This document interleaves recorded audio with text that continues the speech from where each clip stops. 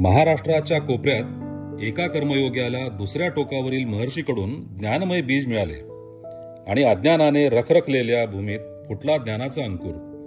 मग सुरू झाला सा विद्या या विमुक्तये म्हणत ज्ञानप्रसाराचा अविरत प्रवास.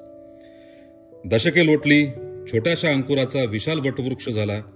ज्ञानप्रसाराचा अविरत प्रवास मात्र तितक्याच निष्ठेने अधिक व्यापक स्वरूपात तसाच सुरू आहे. आणि ध्यास तो आहे आनो भद्राः क्रतवो यंतु विश्वतः. जगभरातून येणारे चांगले कल्याणकारी विचार आणि ज्ञान आमच्याकडे येवो अशी न संपणारी प्रेरणा.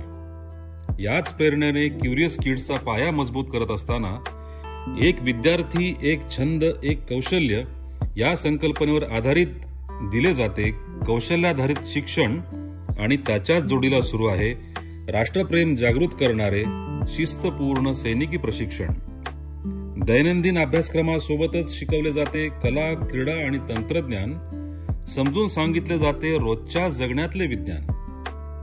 बळीराजाला काल सुसंगत आधुनिक शेती तंत्रज्ञानाची माहिती देत असताना केली जात आहे वातावरणीय बदलांना जुळवून घेण्यासाठी क्षमतावृद्धी आणि जोडधंद्याचा मार्ग दाखवत असताना पटवून दिले जाते पर्यावरणीय समतोलाचे महत्व. ग्रामीण युवकांना कौशल्य शिकवलं जात आहे तंत्राचं, यंत्राचं आणि माहिती तंत्रज्ञानाचं. त्यातून निर्माण झाला आहे स्वयंरोजगार, मिळाला आहे अनेक तेजस्विनींना आधार आणि जागृत झाला आहे स्वाभिमानाने अर्थार्जनाचा निर्धार. दुष्काळाने ग्रासलेली शेकडो गावे पाणीदार झाली आहेत. खडकाळ मालराने हिरवीगार होत आहेत.